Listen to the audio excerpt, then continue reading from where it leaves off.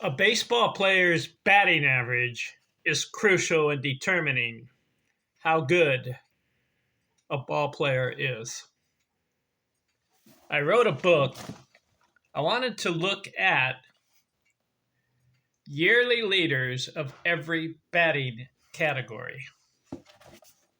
Ken Arzon here, Vista, California. I'm looking at Thursday, April the 30th, 2026. I'm doing a series of videos, top 5 in batting categories for a certain year. I've already covered home runs from 1870 through 2025. Top 5 home run leaders in each season from 1870 to 1820 or to 2025. Now I'm covering batting averages, and that's in chapter 2 of my book that I wrote.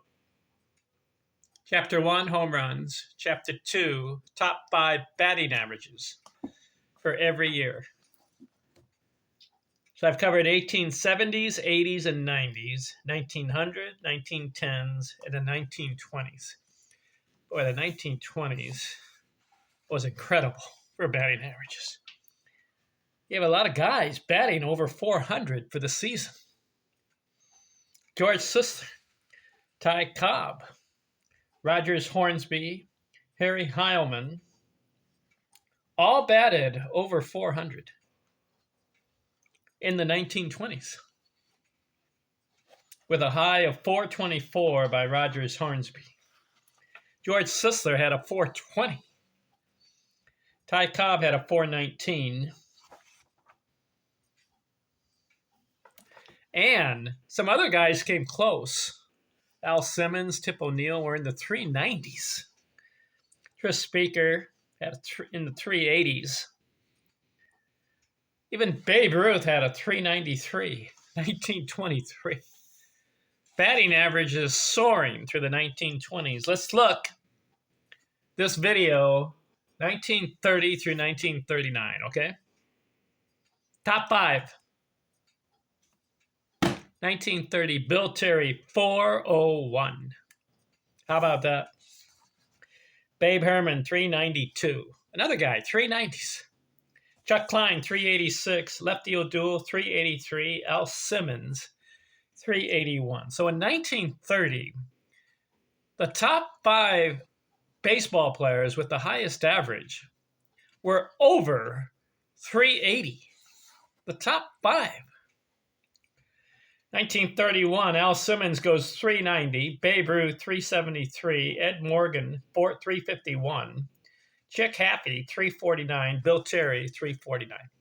Top 5, 1932, Lefty O'Doul 368, Dale Alexander 367, Jimmy Fox 364, Bill Terry 350, Lou Gehrig 349. 1933, Chuck Klein 368, Jimmy Fox, 356, Spud Davis, 349, Henny Manouche, 336, Lou Gehrig, 334. Top 5, 1934.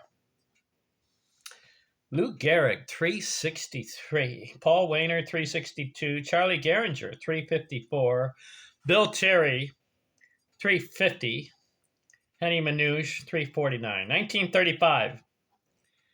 Archie Vaughan, 385. Joe Medwick, 353. Buddy Meyer, 349. Joe Bosmit, 348. Jimmy Fox, 346.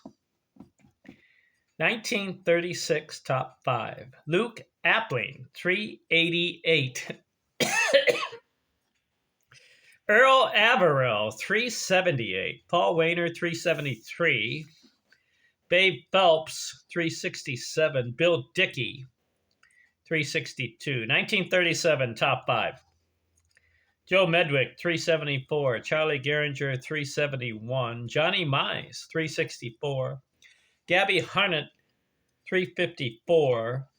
Paul Wainer, 353.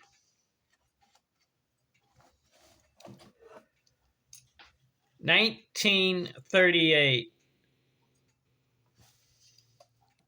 Taffy Wright, 350. Excuse me. Jimmy Fox, 349. Jeff Heath, 343. Ernie Lombardi, 342. Ben Chapman, 340. 1939. Listen to this one. Don Padgett, 399. That hurt. Just missed out 400. Joe DiMaggio, 381. Jimmy Fox, 360. Johnny Mize, 349. Bob Johnson, 338. So the 1930s, we only get one guy over 400. Bill Terry goes 401. Remember in 1920s, we had about 5 guys over 400. Had some 390s, Babe Herman, Al Simmons. Lefty O'Doul, a couple of top 5s. Babe Ruth got in there a little bit. Lou Gehrig had a couple. Paul Wainer, good hitter. Charlie Gehringer, Hall of Famer. Henny Manouche, Joe Medwick, Luke Appling, Earl Averell. They all get in the top 5. Johnny Mize gets in there. And then in 1939, you got a newcomer coming up. Joe DiMaggio goes 381. So the 1930s, not as high batting averages as the 1920s. And even before that, in the 1910s, you had high batting averages. So I wonder if the trend, as the years go on in the decades, batting average are taking a little dip and going down. Remember the 1870s, 80s, and 90s? You had guys, high batting averages and high career batting averages. And you had guys surpassing 400, and not just a little. How about Hugh Duffy, 440? You had Willie Keeler, was pretty up there. You had Nap Lajoie, had a 426. Tip O'Neill was pretty high. And then you had Cobb at 419. Rogers Hornsby, 3 400 batting average seasons. 424 was his high. Cobb had 3.